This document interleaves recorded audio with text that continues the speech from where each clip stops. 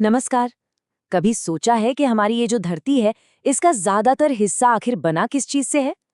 आज हम अपने ग्रह की दो सबसे बड़ी पहचानों के बारे में जानेंगे, इसके विशाल महासागर और इसके फैले हुए महाद्वीप। तो चलिए शुरू करते हैं। और इसकी शुरुआत करते हैं जूल्स वर्न की एक बहुत ही गहरी बात से। ये लाइनें महासागर कितना विशाल है और कितना जरूरी, इस बात को एकदम सामने ला देती हैं। और देखिए, जब हम अपनी धरती को अंतरिक्ष से देखते हैं ना, तो बस एक ही रंग नजर आता है, नीला। ये तस्वीर बिल्कुल साफ कर देती है कि क्यों हमारे ग्रह को ब्लू प्लैनेट या नीला ग्रह कहा जाता है। मतलब हर तरफ पानी ही पानी। तो ठीक है, चलिए अब इन दो बेसिक चीजों को समझते हैं जो हमारी दुनिया की सतह बनाती हैं, यानी जमीन और पानी। लगभग 75%। ये एक नंबर ही काफी है ना? हमारी धरती की सतह का सोचिए, करीब 3/4 हिस्सा पानी ही है। और यही वजह है कि हमारा ग्रह इतना खूबसूरत, इतना नीला दिखाई देता है। तो पानी के इन इतने बड़े हिस्सों को हम कहते क्या हैं? महासागर। पर ये सिर्फ पानी के बड़े बड़े पैच नहीं है, नहीं। ये असल में खारे पानी के बहुत बड़े आपस में जुड़े हुए समंदर हैं, जिन्होंने हमारे पूरे ग्रह को घेर रखा है।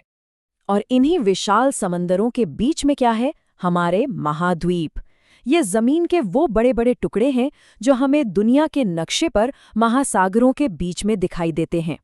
अब आते हैं इस पूरे डिस्कशन के सबसे मजेदार सवाल पर।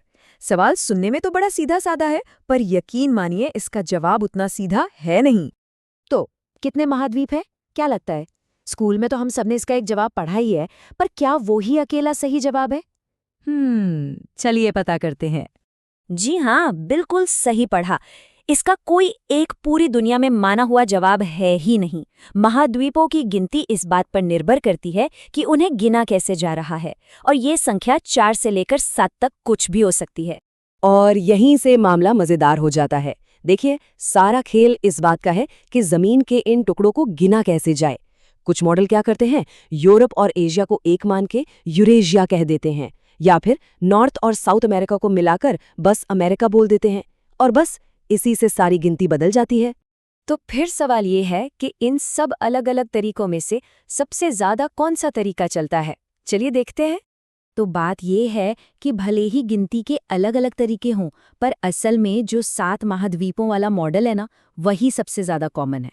ज्यादातर दुनिया में यही पढ़ाया जाता है और इसी का इस्तेमाल होता है। और इससे जुड़ी एक बड़ी मजेदार बात है, जो ओलंपिक के 5 रिंग्स होते हैं ना, वो असल में 5 बसे हुए महाद्वीपों को दिखाते हैं। इसमें अमेरिका को एक ही गिना जाता है और अंटार्कटिका को शामिल नहीं करते, क्योंकि वहां कोई रहता नहीं है। और ये रहा वो नक्शा जिसे हम सब पहचानते हैं। ये 7 महाद्वीप वाला मॉडल है। Africa, Antarctica, Asia, Australia, Europe, north America और साउथ अमेरिका। तो ठीक है, हमने ये तो जान लिया कि महासागर और महाद्वीप क्या है और कितने हैं। पर अब थोड़ा रुककर ये समझते हैं कि आखिर ये इतने जरूरी क्यों हैं? मतलब इनसे फर्क क्या पड़ता है? ये महासागर और महाद्वीप सिर्फ नक्शे पर लकीरें नहीं हैं। नहीं, बिल्कुल नहीं। ये हमारी पृथ्वी का मौसम तय करते हैं। हर तरह के पेड़ पौधों और जानवरों की जिंदगी पर इनका असर पड़ता है।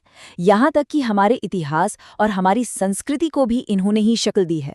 जरा पुराने समुद्री रास्तों के बारे में सोचिए, या आज के मौसम को ही देख लीजिए। सीधी सी बात है, ये हमारी जिंदगी के हर हिस्से से जुड़े हुए हैं। पर महासागरों से हमारा ये जो इतना गहरा नाता है, वो अपने साथ एक बहुत बड़ी जिम्मेदारी भी लाता है। और दुख की बात यह है कि हम इंसानों की वजह से इन पर बहुत बुरा असर पड़ रहा है। और यहीं से एक आखिरी पर सबसे जरूरी सवाल खड़ा होता है। तो अपनी इस बातचीत को हम इसी एक सवाल पर छोड़ते हैं। अब जब हम ये जानते हैं कि महासागर हमारी जिंदगी के लिए कितने जरूरी हैं, और ये भी जानते हैं कि वो कितने बड़े खतरे में हैं, तो सवाल ये है कि इस अनमोल धरोहर को बचाने के लिए हमारी, यानी हम सबकी क्या भूमिका है?